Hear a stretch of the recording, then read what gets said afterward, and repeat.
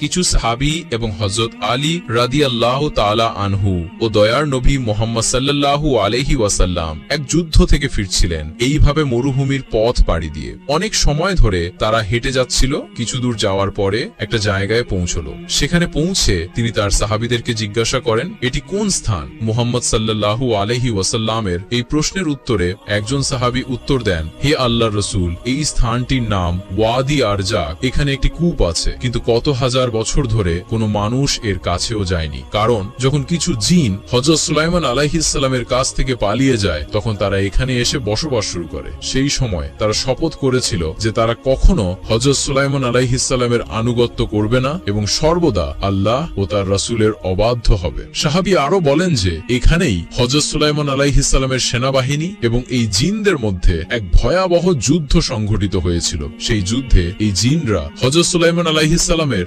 10,000 সৈন্যকে হত্যা করেছিল।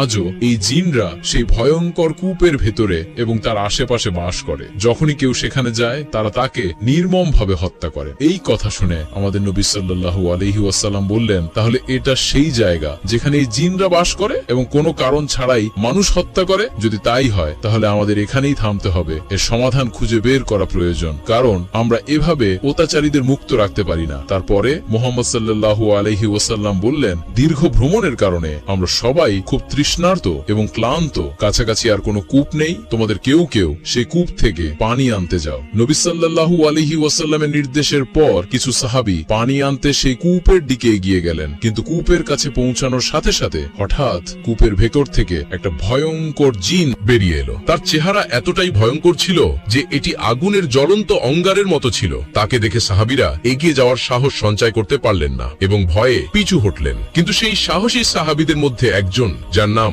হযরত আবুল আস রাদিয়াল্লাহু তাআলা আনহু ছিলেন, তিনি পিছু হটলেন না। তিনি পূর্ণ সাহসের সাথে এগিয়ে যেতে থাকলেন এবং মনে মনে ভাবতে থাকলেন, আমার জীবন যদি হারিয়েও যায়, তবু আমি অবশ্যই এই কূপ থেকে পানি নিয়ে যাব, কারণ রাসূলুল্লাহ সাল্লাল্লাহু আলাইহি ওয়াসাল্লাম আমাকে পানি আনতে নির্দেশ দিয়েছেন। যাই ঘটুক না কেন, আমি অবশ্যই এই কূপ থেকে পানি আনব। কিন্তু তিনি কূপের কাছে পৌঁছানোর সাথে সাথেই হযরত আবুল আস রাদিয়াল্লাহু তাআলা আনহুকে নির্মমভাবে শহীদ করে তার দেহ কূপের কাছে ফেলে রাখা হয়। এই দৃশ্য দেখে বাকি সাহাবীরা খুবই দুঃখিত ও বিচলিত হয়ে পড়লেন। তারা আল্লাহর রাসূল সাল্লাল্লাহু আলাইহি ওয়াসাল্লামের কাছে ছুটে গেলেন এবং বললেন, হে আল্লাহর রাসূল, আমরা সেই কূপ থেকে পানি নিতে গিয়েছিলাম, কিন্তু আমরা দেখলাম যে আগুনের আকারে একটি ভয়ঙ্কর জিন বেরিয়ে এসেছে এবং আপনার একজন সাহাবী আবু আসকে মারাত্মকভাবে হত্যা করেছে। হে আল্লাহর রাসূল, তার নির্মম কর্মকাণ্ডের কারণে আমরা এগিয়ে যাওয়ার সাহস করতে পারিনি এবং পানিও আনতে পারিনি। এই কথা শুনে রাসূলুল্লাহ সাল্লাল্লাহু আলাইহি ওয়াসাল্লাম বললেন, এই জিনদের আমার সাহাবীকে হত্যা করার সাহস আছে? তখন রাসূল সাল্লাল্লাহু আলাইহি ওয়াসাল্লাম সাহাবীদের আরেকটি দলকে সেই কূপের দিকে পাঠানোর সিদ্ধান্ত নিলেন। কিন্তু সেই মুহূর্তে হযরত জিবরিল আলাইহিস সালাম আল্লাহর পক্ষ থেকে একটি বার্তা নিয়ে অবতরণ করলেন। তিনি হযরত মুহাম্মদ সাল্লাল্লাহু আলাইহি ওয়াসাল্লামকে বললেন, হে আল্লাহর রাসূল, সেখানে অন্য কোন সাহাবী পাঠাবেন না, বরং হযরত আলী রাদিয়াল্লাহু তাআলা আনহুকে এবং কিছু সাহাবী সহ পাঠান। কারণ আপনি যদি অন্য কাউকে পাঠান, তাহলে এই জিনরা তাদেরও হত্যা করবে। কেবলমাত্র আল্লাহর সিংহ হযরত আলী রাদিয়াল্লাহু তাআলা আনহু এই জিনদের নিয়ন্ত্রণ করতে পারেন। এই কথা শুনে আমাদের নবী সাল্লাল্লাহু আলাইহি ওয়াসাল্লাম হযরত আলী রাদিয়াল্লাহু তাআলা আনহুকে ডাকলেন এবং হযরত আলী রাদিয়াল্লাহু তাআলা আনহু আসলেন এবং রাসূল সাল্লাল্লাহু আলাইহি ওয়াসাল্লাম বললেন, হে আলী, এই উপত্যকা থেকে একটু দূরে একটি কূপ আছে। সেখানে কিছু অবাধ্য জিন বাস করে, যারা হযরত সুলাইমান আলাইহিস সালামের কাছ থেকে পালিয়ে যায়। সেই একই জিন যারা তোমার ভাই আবু আসকে শহীদ করেছে। তুমি সেখানে যাও এবং প্রথমে তাদের ইসলামের দিকে ডাকো। যদি তারা ইসলাম গ্রহণ করে এবং সঠিক পথে আসে, তাহলে তাদের সাথে আমাদের কোনো বিরোধ নেই। যদি তারা ইসলাম গ্রহণ করতে অস্বীকৃতি জানায়, তাহলে তাদের এই স্থান ত্যাগ করতে বলো এবং মানুষের ক্ষতি করতে মানা করো। কিন্তু যদি তারা এটিও করতে অস্বীকৃতি জানায়, তাহলে শেষ সমাধান হবে তাদের সাথে যুদ্ধ করা। আমি আশা করি